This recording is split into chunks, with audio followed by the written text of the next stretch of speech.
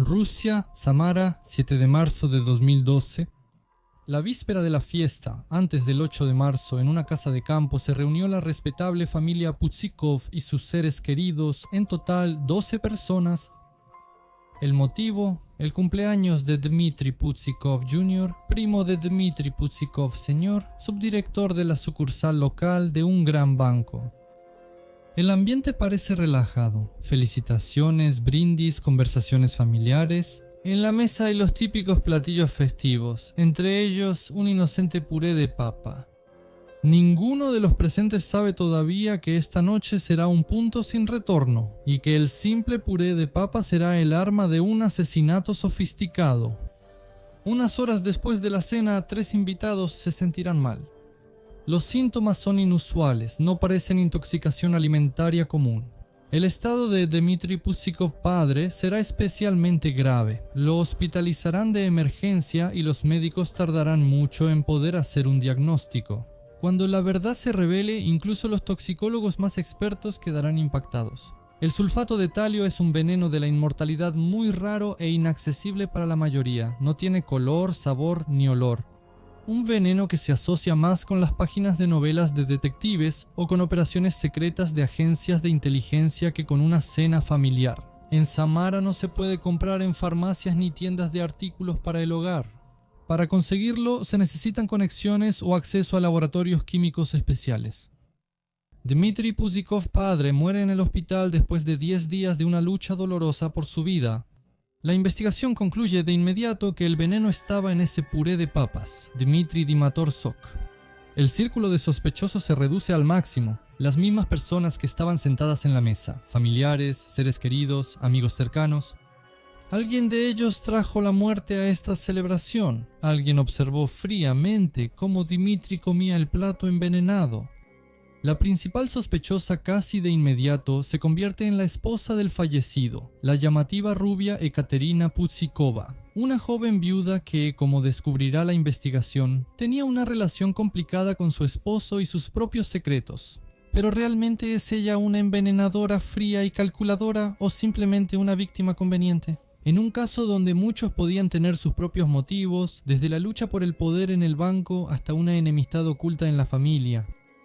El misterio del envenenamiento con talio apenas comenzaba a desenredarse, prometiendo convertirse en uno de los casos criminales más sonados y enigmáticos de la Rusia moderna.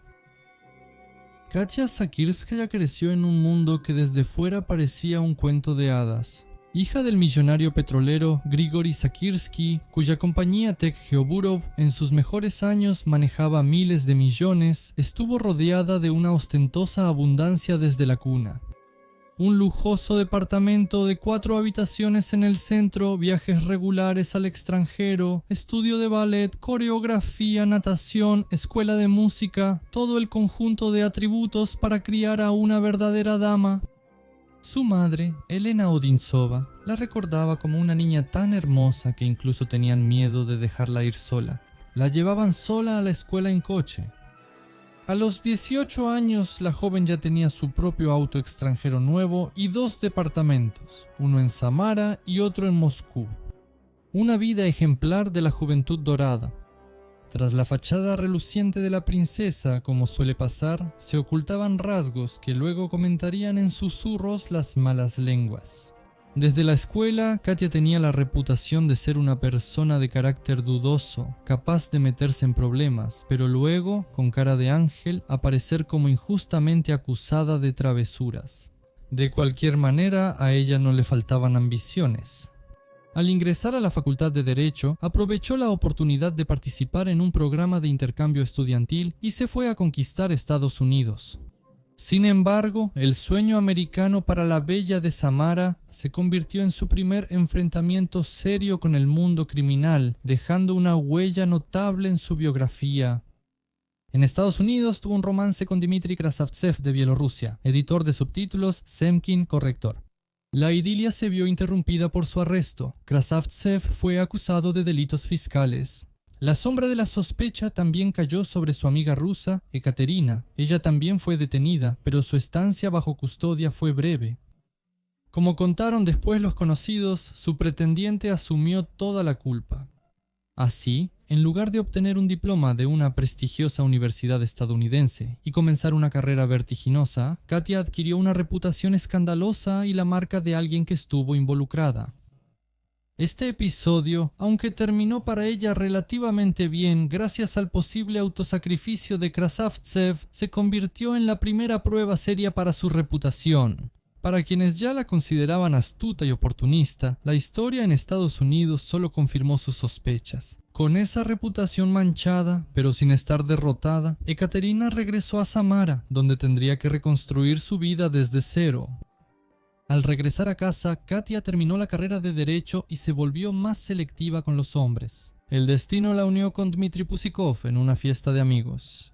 Alto, apuesto, guapo, pero al principio a Katia le pareció arrogante y engreído. Sin embargo, él quedó cautivado por su belleza. Después de tomar el número de Katia Taikon, Dmitri empezó a cortejarla insistentemente. Ganar el favor de los Pusikov tampoco era tarea fácil. Su padre, Vladimir Pusikov, alguna vez fue el rey del sector bancario de Samara, presidente del consejo de Samara Agrobanco y una persona influyente con el gobernador Tarkov. El matrimonio de Katia y Dmitri prometía un futuro sin nubes. El romance avanzaba rápido. Un resort de esquí, una propuesta de matrimonio en Año Nuevo, un cuento de hadas invernal. Como lo describió la madre de Katia, se casaron, pasaron la luna de miel en Fiji y Ekaterina quedó embarazada. Parecía que les esperaba una vida perfecta, pero la idilia no duró mucho. El imperio de los Pusikov empezó a desmoronarse incluso antes de su boda. Samara Agrobanco se convirtió en una sucursal del poderoso Roselkosbank. Vladimir Pusikov siguió siendo el director de la sucursal y Dmitri su subdirector. Pero ya eran empleados asalariados. Luego, Vladimir Pusikov murió de cáncer. Y entonces resultó que, según un astuto testamento, todas las propiedades, la casa, los departamentos y las oficinas pasaron a su esposa, la madre de Dmitri. El hijo prácticamente se quedó sin nada, siendo formalmente dueño solo de la casa en la que vivía. En este período ya de por sí tenso, cuando Katia estaba embarazada, se mudaron a su mansión la suegra y la abuela anciana y postrada de Dmitri. Ellas ocuparon todo el primer piso con la cocina. En la casa también estaba siempre el tío de Dima, Sergei Vitalievich, encargado de las finanzas familiares. Según la madre, Katia no se sentía fuera de lugar y a menudo se iba a pasar el tiempo en la sauna del terreno. La única oportunidad de Dmitri para mantenerse a flote era ocupar el lugar de su padre y convertirse en director de la sucursal del banco. Él desempeñaba temporalmente las funciones, se sentía seguro y planeaba la hipoteca para sus 3 hijos. Pero la dirección de Moscú dudaba de él. Empezaron a circular rumores sobre manipulaciones con los créditos. Como admitía la madre de Katia, el suelo bajo él temblaba mucho. Lo sospechaban de otorgar créditos incobrables por sumas enormes. Se mencionó una suma de 180 millones de rublos entregados a un empresario agrícola local. Decían que enfrentaba prisión por malversación. Justo en ese momento, cuando nació un niño en la familia, el bebé tenía problemas de salud. Las relaciones, que exigían toda la atención de Ekaterina, comenzaron a resquebrajarse. Katia descubrió en el teléfono de su esposo una conversación con su colega y, según se decía, ex o tal vez actual amante, Yulia Monakina, jefa del departamento de monitoreo del banco. Estalló un escándalo. Katia, tras recoger sus cosas, dejó la casa de su esposo. Dmitri tuvo que esforzarse mucho para convencerla de volver, prometiendo que lo de Monakina había terminado. Katia regresó, pero la pasión de antes se había perdido. «Somos socios, pero tenemos vidas separadas», escribió ella en un mensaje. En ese contexto, salió de la colonia ese mismo Dmitri Krasavtsev, el ex amante estadounidense de Katia. Entre ellos se reanudó la correspondencia. Uno de los mensajes de Ekaterina: «Hola mi gatito, yo también te extraño mucho, mucho, te amo. Nada nuevo, solo aguanta un par de meses más y será más fácil, por fin te veré». Esos 2 meses después serán para la investigación casi una prueba directa de su plan para quitarle la vida a su esposo. El mismo Krasavtsev afirmó que, al enterarse del hijo de Katia, decidió no meterse en su vida personal y dejó de comunicarse con ella. La crisis en la relación al parecer se había superado, pero los problemas profesionales de Dmitri solo empeoraban. La nueva administración del banco decidió despedir a todo el clan Pusikov. Dmitri estaba obsesionado con la idea de conservar su puesto, de devolverle a su familia la influencia que tenía antes. Esta obsesión lo llevó a un mundo peligroso. Empezó a buscar ayuda con los Reshala. Según Ekaterina, durante los interrogatorios, su esposo llevaba 10 millones de rublos a alguien en Moscú. Él le decía que si eliminaba físicamente al nuevo director del banco, Ivanov podría ocupar su lugar. Katia mencionó el nombre de un tal Vaka Giskaev, con quien Dmitri se reunió para resolver el asunto del puesto. También recordaba a un georgiano llamado Robert, quien supuestamente podía ayudar a eliminar a Ivanov. Junto con su esposo Robert, ella fue a Kazán, donde Dmitri le entregó 1 millón de rublos a un hombre. Poco después, Robert murió. En circunstancias desconocidas, Pusikov no se detuvo. Se puso en contacto con un empresario local de gran influencia, Igor Stankevich, director del centro comercial Cosmos, un hombre con amplias conexiones tanto en los círculos oficiales como en los criminales. Pero Stankevich tampoco alcanzó a ayudar. Lo acribillaron con un fusil Kalashnikov a plena luz del día, justo frente a su propio centro comercial. Dmitri estaba asustado. Le pidió a Katia que instalara en su teléfono un servicio de radar para rastrear su ubicación. Ella empezó a llevarlo al trabajo y a recogerlo de ahí. El miedo se mezclaba con la desesperación. Incluso acudió a una adivina, a la que llamó bruja. También se supo que Dmitri se puso en contacto con 3 chechenos que le prometieron resolver sus problemas por 60 millones de rublos. Les llevaba el dinero en sacos, pero nada cambiaba. Además, el trabajo en el banco se había descuidado. Pusikov, desesperado por dinero, pidió ayuda al papá de Katia. A Katia tomó 500.000 de sus ahorros y pensaba vender cosas de su mamá. Desesperado, decidió tomar una licencia de paternidad para que, por ley, no pudieran despedirlo. Este paso enfureció a la dirección. Samara, el 7 de marzo de 2012, en la espaciosa casa de campo de Dmitri Pusikov, subdirector de la sucursal de Samara del Rosel Hosbank, se reunió un grupo de una docena de personas, los más cercanos.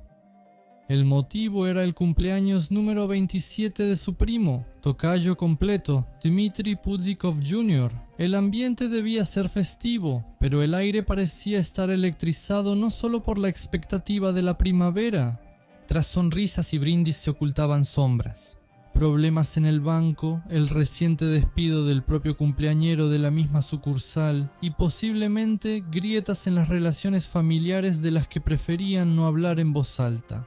Ese mismo día, a la madre de Dmitri le llamó una persona que se presentó como Fedotov, empleado del Departamento de Seguridad del banco. Luego se sabrá que fue ex empleado de la Dirección Principal de Inteligencia. Él insistía en aconsejarle que influyera en su hijo para que renunciara voluntariamente, advirtiendo sobre consecuencias irreparables. Por teléfono se oyó: «No vaya a ser que las cosas empeoren». La madre lloraba y estaba aterrada. Al principio de la fiesta, obedeciendo a un repentino antojo gastronómico, Dmitri Pusikov padre le pidió a su esposa: «Katyush, haz un poco de puré de papas, por favor». Me dieron ganas de algo sencillo casero. La petición parecía común. Katerina fue a la cocina. Dmitri Pusikov padre. Nadie le dio importancia entonces.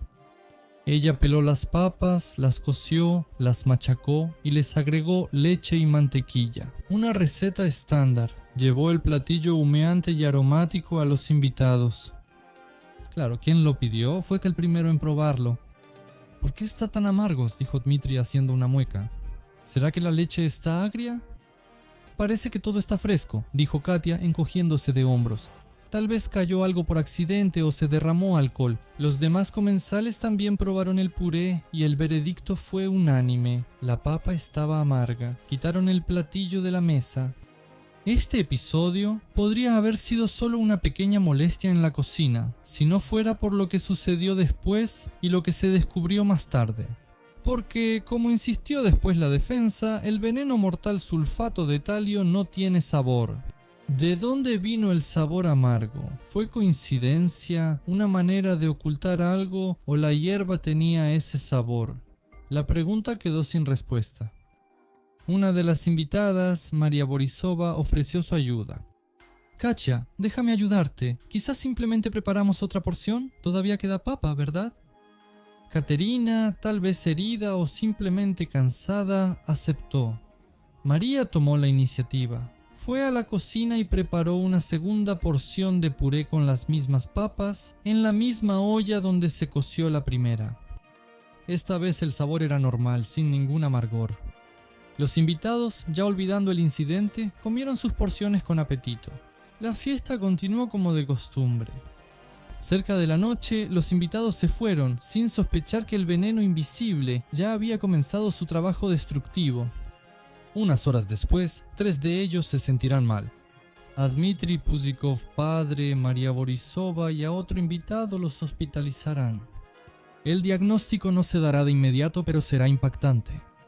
Envenenamiento por sulfato de talio. Es un polvo blanco, insípido e inodoro que se disuelve fácilmente en agua y puede mezclarse en vino o comida.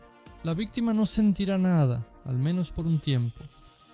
Hace mucho tiempo, este veneno se usaba libremente como raticida, pero se dejó de usar debido a su toxicidad extrema. Subtítulos por Bill. El sulfato de talio también es popular entre los envenenadores.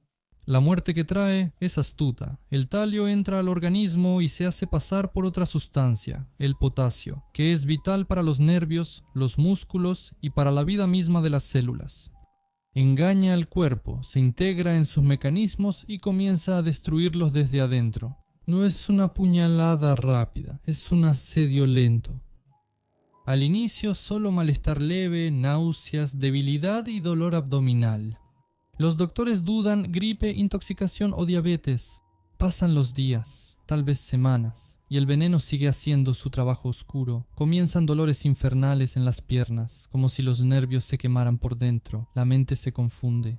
Y es entonces cuando parece que no puede ser peor que aparece su tarjeta de presentación, el cabello. Empiezan a caerse. No se afinan, sino que se caen a mechones, dejando a la víctima devastada no solo físicamente, sino también moralmente. La historia conoce muchas páginas oscuras escritas con la ayuda de sales de talio. Recordemos, por ejemplo, a Graham Young, el envenenador británico de la taza de té. De adolescente experimentaba con su familia, fascinado por los venenos. Más tarde, trabajando en un almacén, envenenaba a sus colegas echando ese mismo sulfato de talio y otros venenos en su té. Simplemente por curiosidad, observando cómo se iban apagando día tras día. Sus crímenes quedaron sin resolver por mucho tiempo, ya que los síntomas iniciales eran muy inespecíficos. Es precisamente el sulfato de talio el que aparece en la novela de Agatha Christie, La casa del caballo blanco. Describió los síntomas del envenenamiento por talio tan precisamente que ayudó a los médicos en la vida real. Hubo casos en los que gracias a este libro los médicos pudieron hacer un diagnóstico correcto y salvar a personas al reconocer los signos característicos descritos por la reina del misterio. Probablemente, si Agatha Christie escribiera ahora, en los comentarios le escribirían mensajes como: «Ajá, ¿de dónde sabes todo eso? Seguro que tú envenenas a la gente y eres una maníaca». Pero había rumores sobre el uso de talio en el mundo del espionaje para eliminar silenciosamente a personas indeseables. Es difícil probarlo, pero la sola posibilidad asusta. Un veneno que actúa lentamente, sin dejar pruebas evidentes en la escena del crimen. Es conveniente para asuntos turbios donde es necesario borrar las huellas. Tras 10 días grave en cuidados intensivos, el banquero de 30 años muere, pero salvan a las otras 2 personas. La parte médica de esta historia se cierra y comienza una larga etapa de investigación y juicios. La joven esposa del fallecido rápidamente se convirtió en la principal sospechosa. La lógica de la acusación al principio parecía irrefutable. Fue Caterina quien preparó la primera porción sospechosa de puré. Este episodio con el puré amargo se convirtió en la piedra angular de la acusación. A esto se sumaron los testimonios del testigo clave, el cumpleañero Dmitry Pusikov Jr. Él afirmaba que, en pleno festejo, Ekaterina lo llevó aparte y supuestamente tenía en la mano una jeringa con un líquido desconocido. Con el corazón dolido soltó una frase sobre el cansancio, la infidelidad de su esposo y el deseo de acabar con todo esto.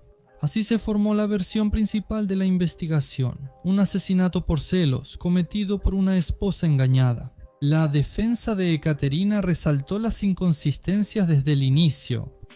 El argumento principal fue el veneno. Los expertos coincidieron en que la sal de talio carece de sabor. Entonces, ¿cómo pudo la primera porción de puré parecer amarga precisamente por el veneno?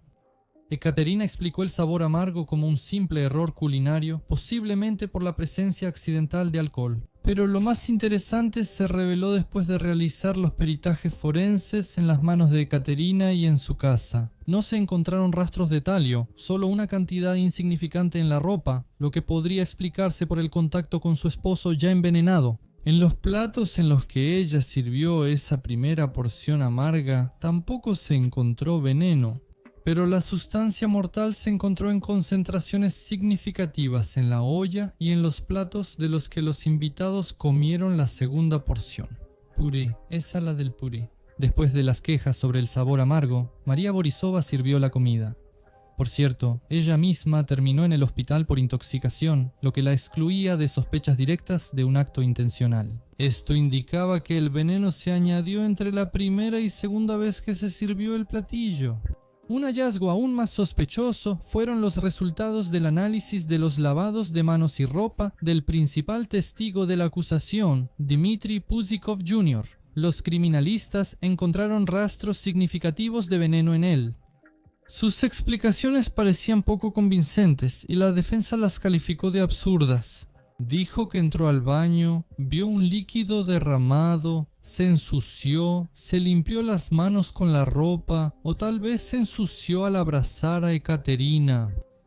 La defensa de Ekaterina ofreció otra versión, señalando al primo de su padre, Sergei Pusikov. El motivo podrían ser intereses de propiedad o la lucha por el poder en el banco Banki, donde trabajaban ambos hermanos. Según los abogados, la posibilidad de conseguir veneno la tenía el padre de Pusikov Jr., quien era ex agrónomo. En la época soviética, los compuestos de talio se usaban contra roedores. La situación se complicaba por otras posibles líneas de investigación. Las declaraciones iniciales, aunque luego refutadas, de la madre del fallecido sobre una llamada del Departamento de Seguridad del banco con amenazas en la víspera del envenenamiento, insinuaban un posible conflicto corporativo. Surgían datos sobre los desesperados intentos de Dmitry Starsky por mantenerse a flote, sus vínculos con figuras criminales y con intermediarios dudosos, enormes deudas e incluso discusiones sobre la eliminación de competidores. Katerina también contemplaba que el esposo de su prima participara en el lavado de dinero. La investigación avanzaba lentamente. La fiscalía devolvió el caso 2 veces para más indagaciones, mostrando dudas sobre las pruebas. Pero la acusación contra Ekaterina aún así llegó a los tribunales, convirtiéndose en un verdadero vaivén legal. En 2015, el Tribunal de Distrito dictó una sentencia condenatoria de 7 años de prisión. El Tribunal Regional la anuló y envió el caso para una nueva revisión. En 2017, el mismo Tribunal de Distrito volvió a declarar culpable a Katerina, esta vez imponiéndole 9 años. El caso tuvo un gran impacto público y fue discutido en los canales federales. Mientras Katerina cumplía su condena, sus defensores no dejaron de luchar, apelaban sistemáticamente las sentencias, buscaban inconsistencias y señalaban a otros sospechosos. Y así, en el otoño de 2017, el Tribunal Regional de Samara puso un punto inesperado en esta epopeya judicial: absolución total por no estar involucrada en el delito. Pusikova quedó libre y legalmente limpia. Sin embargo, la pregunta principal quedó sin respuesta, flotando en el aire como una pesada nube venenosa. Si no fue ella, entonces ¿quién? ¿El mismo envenenador que puso el veneno peligroso en el puré de papas en la fiesta familiar? Dmitry Pusikov Jr., pese a tener rastros del veneno, solo fue considerado testigo. El misterio del sonado crimen de Samara quedó sin resolverse. ¿Quedaron atrás los años de investigación y detención preventiva? Parecía que ya se podía respirar y empezar la vida desde cero, aunque la sombra del pasado, el asesinato sin resolver del primer esposo, no desapareció. El abogado Andrei Karnamazov luego admitirá que le aconsejó a Katerina huir, tal vez a Estados Unidos, y ella incluso lo pensó, pero aún así se quedó en Samara. Tratando de escapar de la sombra del pasado, cambió el apellido Pusikov por su apellido de soltera, Sakirskaya. La esperanza de una nueva vida tomó forma real con la aparición en su vida de Alexei Reskov, kickboxer y presidente de la Federación de Kickboxing de la región de Samara. Lo conoció cuando llevó a su pequeño hijo Boba a un entrenamiento. Comenzaron una relación. Reskov defendía apasionadamente a Ekaterina, aparecía con ella en televisión y compartía fotos juntos en redes sociales. Ella nunca me ocultó nada, le creí. Es una persona tan decente, contaba él a los periodistas. Ellos tuvieron una boda discreta, se mudaron a un nuevo departamento y Ekaterina abrió un restaurante de comida ucraniana llamado Spotikach. Por ironía del destino, a la mujer acusada de envenenamiento ahora se le podía ver como la dueña del lugar donde a los clientes les servían vareniki, también de papa. Decían que muchos iban ahí no solo a comer, sino también por curiosidad. Más tarde obtuvo el estatus de abogada y declaró su deseo de defender a los injustamente acusados.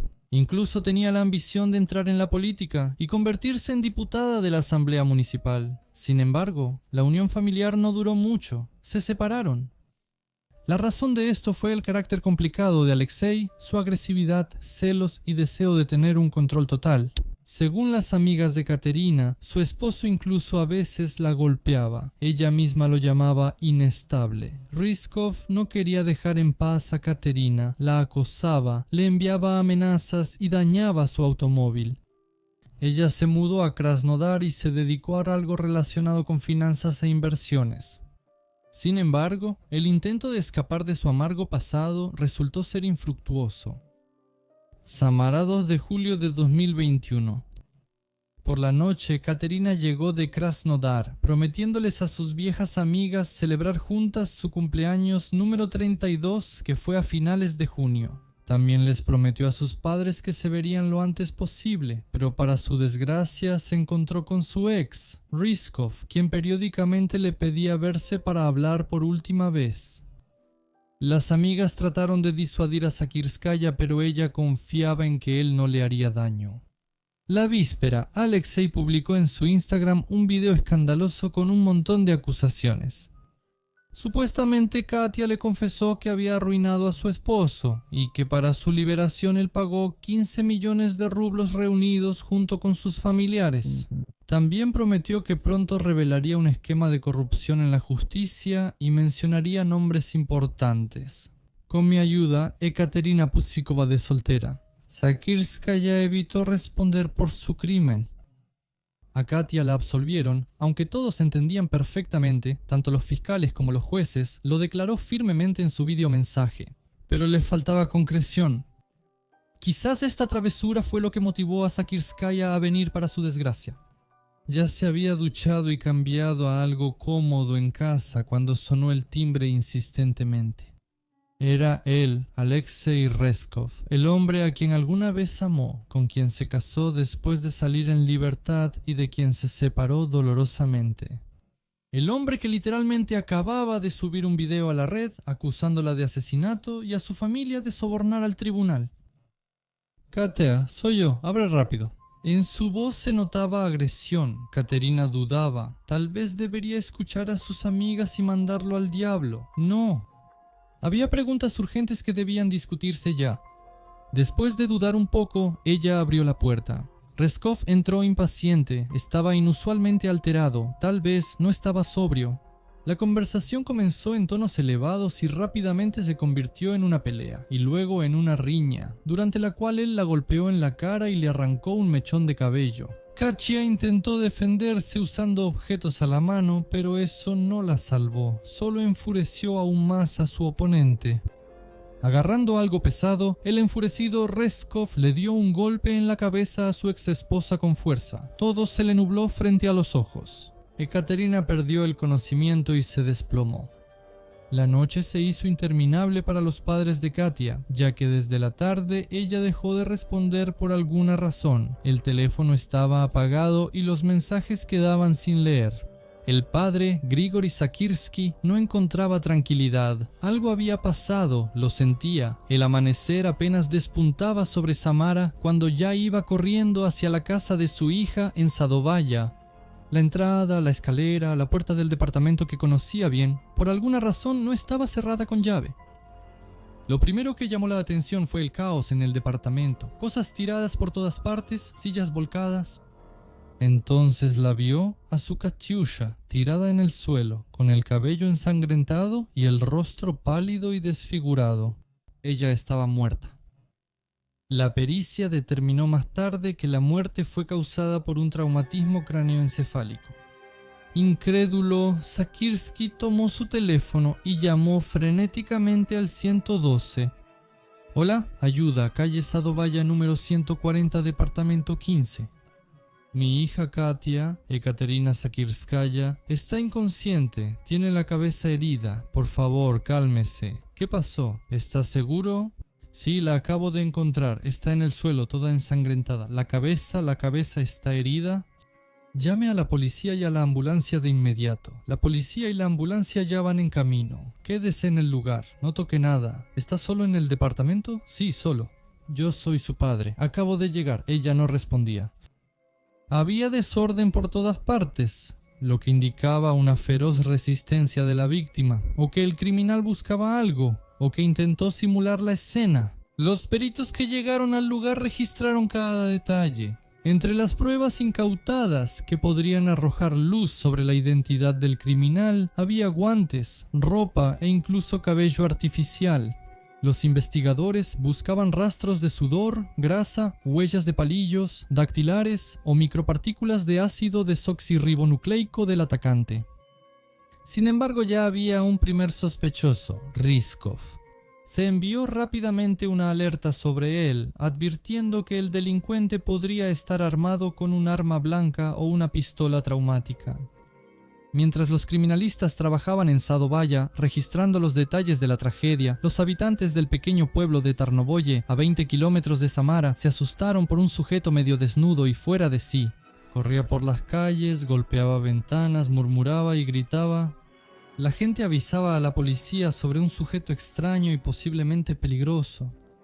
La patrulla que llegó detuvo al infractor sin mucho alboroto. Resultó ser Reskov, que había enloquecido después de cometer el crimen. ¿Y cómo llegaste aquí? ¿Cómo cruzaste el Volga?, le preguntó el policía. ¿Cruzaste el Volga? No, creo que nadé o creo que crucé en bote, explicó Reskov de manera confusa. ¿Y para qué propósito? Bueno, eso ya no me acuerdo. El compareciente ante el tribunal para la elección de medida cautelar, Reskov, daba una imagen lamentable, sin afeitar, en shorts, con las manos y piernas llenas de rasguños. Sus declaraciones eran confusas y contradictorias. Él admitió haberse reunido con Katerina y dijo que el conflicto fue por dinero. Supuestamente él ayudó a su exesposa a recuperar 3 millones de rublos que alguien le debía. Durante la inspección del departamento se hallaron recibos y un comprobante de caja por 3.5 millones. Es posible que se tratara de ese dinero. El boxeador de cheques contó que durante la pelea le dio una bofetada a Katia. Ella agarró un cuchillo, se lo clavó en el pecho y él, en respuesta, la golpeó con un hacha en la pierna. Luego, cuando ella siguió atacando, la golpeó de nuevo. Él aseguraba que se fue cuando la mujer aún estaba viva. Sin embargo, ni el hacha ni el cuchillo se hallaron en la escena del crimen. Ella nunca me quiso, se quejaba él a los periodistas, y mi enfermedad terminal no le preocupaba en absoluto, solo me quedan 6 meses de vida. También repitió sus acusaciones del video escandaloso sobre la confesión de Katerina de envenenamiento y el soborno de 15 millones, aunque declaró pérdida de memoria y enfermedad terminal sin documentos, el tribunal envió al criminal a prisión preventiva hasta el 3 de septiembre Su abogado insistió en un examen médico, señalando el estado de incapacidad mental de su defendido. Tras el juicio, Rizkov fue trasladado del Centro de Detención Preventiva número 1 a un hospital somático del Servicio Federal Penitenciario. Pero el asesino no vivió hasta el 3 de septiembre. El 17 de julio, exactamente 2 semanas después de la muerte de Ekaterina, se quitó la vida. Sin embargo, los familiares y conocidos recibieron con escepticismo la conclusión sobre la causa de su muerte, insinuando la posible participación de enemigos. La historia de Ekaterina Pusikova-Sakirskaya terminó de manera tan trágica y misteriosa como la vida de su primer esposo, una hermosa rubia, una chica de cuento de hadas, que pasó por graves acusaciones y absoluciones, pero que nunca encontró la paz. ¿Quién era ella? ¿Una viuda negra calculadora o una víctima de circunstancias fatales? ¿Quién envenenó a Dmitry Pusikov? ¿Hubo un soborno para su liberación? ¿De qué exactamente se está hablando? Ella esperaba con Rizkov en la última noche. Todavía hay más preguntas que respuestas. No sé las respuestas a todas esas preguntas. El caso del detective de Samara sigue sin resolverse, y la historia de la rubia helada es un recordatorio sombrío de que detrás de la fachada de la riqueza y la vida hermosa pueden esconderse secretos mortales.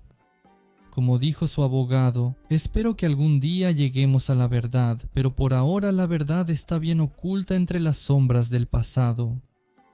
Pero intentemos entender qué tipo de persona es Ekaterina, quién es realmente. De ninguna manera soy psicólogo ni psiquiatra, solo soy un aficionado, un simple entusiasta. Y no creo que del psicoanálisis a distancia pueda salir algo bueno, a menos que sea un experimento teórico, que es lo que intentaremos hacer ahora. Entonces, Ekaterina es una persona con alta adaptabilidad, sociabilidad externa y un talento innato para sobrevivir en ambientes difíciles. Desde la infancia creció rodeada de lujo y atención, pero al mismo tiempo aprendió temprano a manipular la imagen de princesa, ocultando detrás de ella rasgos de manipulación, venganza e impulsividad. Se observa claramente un perfil narcisista de personalidad con elementos histriónicos y rasgos limítrofes. Posibles trastornos y acentuaciones: trastorno límite de la personalidad, cambios bruscos en las relaciones, dramatismo, fuerte dependencia emocional, sensación de vacío, episodios de comportamiento destructivo, estallidos de ira, relaciones dudosas, posibles simulaciones, acentuación narcisista, necesidad de admiración, reacción dolorosa ante la crítica, búsqueda de reconocimiento externo, autoestima elevada con inestabilidad interna. Rasgos histriónicos: teatralidad, necesidad aumentada de atención, seducción como herramienta de influencia. Rasgos paranoides: tendencia a la suspicacia, búsqueda de enemigos, creencia en conspiraciones, hipervigilancia. Se puede ver en sus reacciones ante amenazas, intrigas en el banco. No hay un diagnóstico clásico en los documentos, pero su comportamiento y biografía cumplen con los criterios de trastornos mixtos de la personalidad. ¿Pudo haber sido ella una criminal? ¿Es posible que tuviera una motivación? Teóricamente sí, una combinación de factores: un matrimonio destruido, infidelidades, inestabilidad financiera, el regreso de un examante, el deseo de liberarse de la presión de la suegra, un hijo enfermo y la doble vida de su esposo. ¿Se demostró su culpabilidad? No, fue absuelta por completo, declarada inocente. Además, no se encontraron rastros de veneno en sus manos ni en la comida que ella misma preparó. El veneno apareció en la comida hecha por otra mujer. El veneno fue encontrado en la prima del esposo, quien fue testigo de la acusación y posiblemente estuvo involucrada. Motivos: varias otras personas tenían acceso al veneno, incluido el padre de Kuznetsov. La probabilidad de la participación de Ekaterina es media según indicios indirectos, pero legalmente ella no es culpable. El tribunal consideró que las pruebas en su contra eran insuficientes. Sin embargo, su personalidad, entorno y conexiones permiten suponer que pudo haber sido parte de una intriga más compleja o haber aprovechado la situación en su beneficio, aunque no haya participado activamente en el crimen. ¿Podía ella envenenar a alguien? Psicológicamente, al parecer, sí. Y los rasgos de personalidad de Yekaterina: impulsividad, deseo de venganza, inestabilidad emocional, tendencia al drama, podrían en una situación extrema llevarla a tomar medidas extremas, especialmente considerando la presión psicológica, la pérdida de estatus, las infidelidades de su esposo y la soledad. Pero no hay pruebas y existen serias razones para dudar de su culpabilidad. Conclusión: Ekaterina Pudzikova no es una víctima ni una maniática, sino una rubia gélida arquetípica, una mujer que vive al borde entre el abismo glamuroso, el amor y el desprecio, la acusación y la absolución. Potencialmente una criminal. ¿Es posible? ¿Criminal según la corte? No. Por cierto, si quieren obtener un análisis entretenido de su personalidad como este, toda la información está en Telegram. Quizá ponga el enlace bajo el video, entren, échenle un vistazo y obténganlo, pero no lo tomen en serio. Es únicamente para entretenimiento. ¿Qué opinan sobre este asunto? Dejen sus comentarios y revisen otros videos en el canal, siguen saliendo aunque no siempre reciban notificaciones. Suscríbanse al Telegram de Strashno.tu, ahí el contenido es distinto, el enlace está bajo el video.